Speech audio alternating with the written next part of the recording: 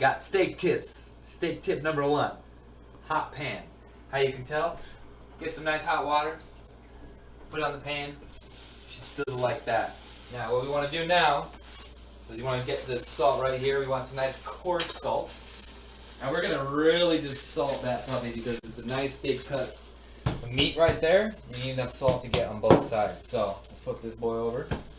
And we're making sure that this steak has been sitting out for long enough that it gets to room temperature. But once that boy's nice and salted, we're going to take it, we're just going to throw it right on the pan.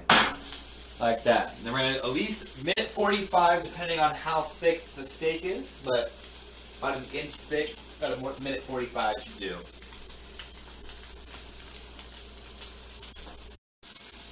Steak tip number 2. Make sure not to put on pepper before you put your steak on the grill or the pan, because the heat will actually burn the pepper. The steak won't taste as good.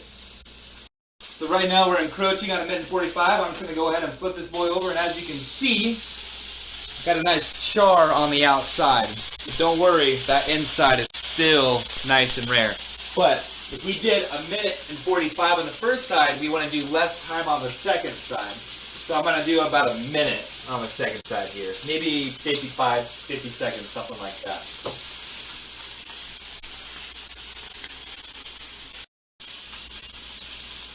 We're at about 55 seconds. I'm just going to do a quick check here. Yep, looks good. Take it off the heat, turn off the fire. And it's just going to continue to cook. But now this is when you want to throw in your butter.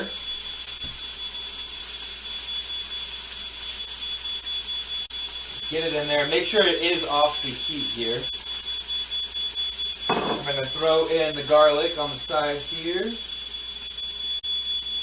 We're also going to throw in the rosemary and the thyme. Essentially, we're just going to let that boy marinate in that concoction for about a minute and a half on each side.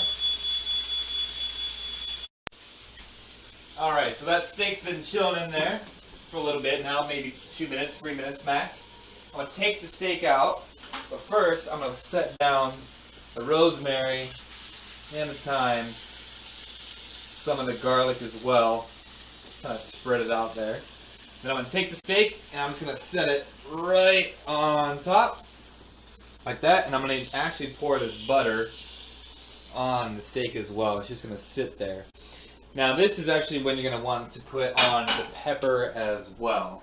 So, take this pepper here, and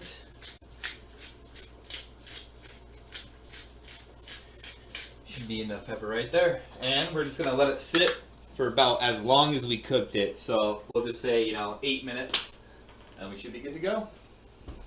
So now that the steak has been resting for about 8 minutes, I'm going to go ahead and cut into it. And we will see how she looks.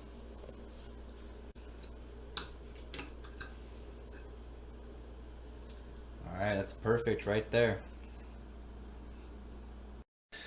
What also pairs well with the steak would be a nice red wine. I choose to use Cabernet Sauvignon, and this is also a good pretty wine.